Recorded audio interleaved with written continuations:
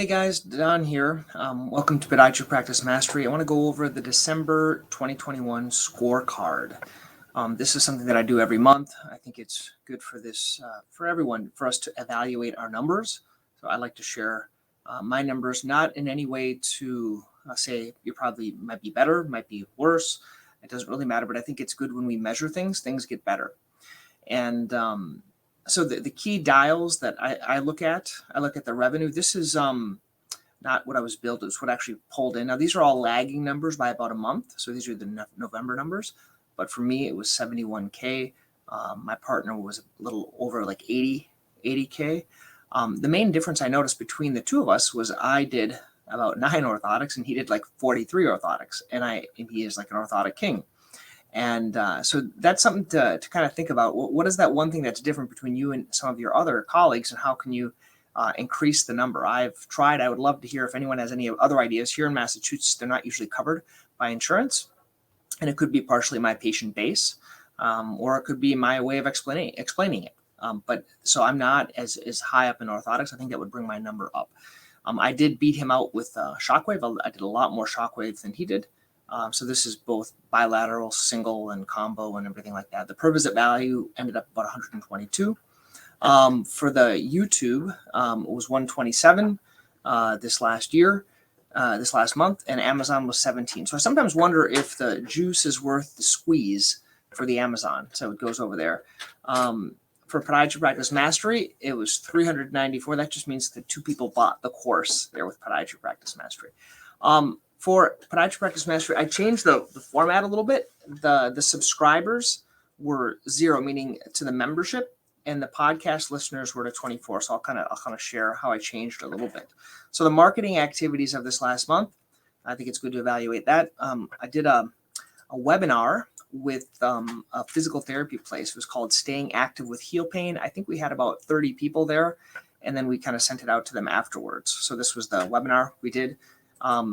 I did a case study, and I'll show you that. I'm trying that as a different method of kind of sharing things with patients. It's taking off patient identifiers.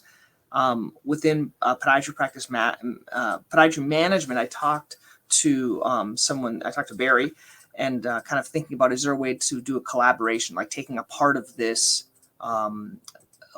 weekly update and kind of providing it in a shorter method of giving some value there. And I also put together a tech list. The whole idea of the tech list is not having everyone join the membership right away, but it's kind of doing a stepwise approach. And I'll put a link underneath this if you guys want that tech list. And so basically what that is it's all the technology that I use, and there's a little video, and it kind of goes through that. I'll walk you through that in a second. So what worked? I think the heel pain talked about how to stay active. That worked. It was a collaboration with a physical therapy place. The QR code on our heel pain book, we switched. The way this works now is they can download another heel pain book. It's like the 5 secrets to plantar fasciitis.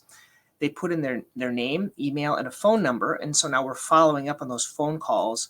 And this is what we're doing in a local newspaper. Also, what worked is I made a connection with a nail. They do nail like training. It's not like a whole cosmetology school, and all they do here in Massachusetts is train how to do pedicures and manicures. So kind of doing a collaboration with, maybe they could refer their patients over if they had issues, and I could provide them some educational content.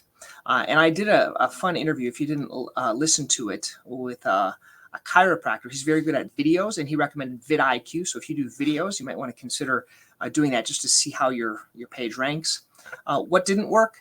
I tried. I have a guy. He is he actually does my laundering. So here a lot of the like dry cleaners are Vietnamese, and I was thinking, hey, if they're Vietnamese, all the Vietnamese around here are the ones that run a lot of the nail salons. I wonder if there could be an introduction. I went out and reached out and asked him, and he didn't know anyone. So that didn't work. Also, the paid membership didn't work, so I turned it off, and I just went back to a regular membership for people for free, because the paid one didn't work. I don't think it's organized enough. I think that's the whole thing. I think there's benefit in there, but I think there's just too much information. It's not really organized, so we turned that off. Improvement ideas, I think going deeper with the heel pain book and doing that follow-up call, finding a way to delegate that to staff when they come in my inbox, and then collaborating with the nail salon. Okay, so let me just go over here. This is where the staying active with heel pain is. This is I did it with Joe over at the physical therapy place. This is something that they designed. It was kind of nice. Here's the webinar replay if you guys want to watch, and here's some references that we talked about. I referred to a couple of the courses. Basically, these are just websites or pages with information on heel pain. And then here's that case study that I did. Basically, I instead of sharing patient testimonials, which is kind of hard to do, I kind of put in like this is a case study. So for the patient, what was the situation? What was the assessment? And what was the solution? So kind of giving this to people as a way to kind of explain if they're in a similar aspect in their life, and then doing this here about this Achilles course. And of course, someone answered, "Hey, I'm going to see one of your partners here." And then my mom replied as well. And then finally, this is that tech list that I was talking to you guys about. This was done on Designer. So on the resources section of Podiatry Practice Mastery, you can see how to do this. And once I figure out one template, I just update other stuff into it.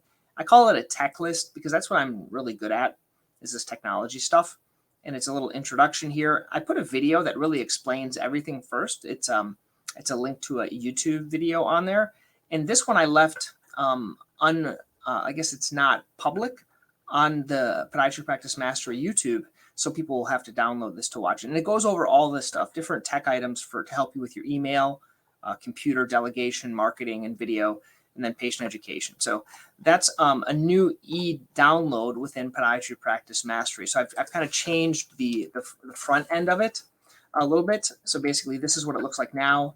It's a tech list. It's a new way to get information. I also added up here. This is that recommendation. So if you want anything that I talk about, I'd put it right here. The member login. So this is if you are part of the membership, you can get access. And I've learned how to add these things here, like YouTube, and to get the podcast. So we'll see if that increases those subscribers. If you want to log in, that's how you kind of log in to get access to the different courses and stuff like that. And here are the recommendations that we've talked about.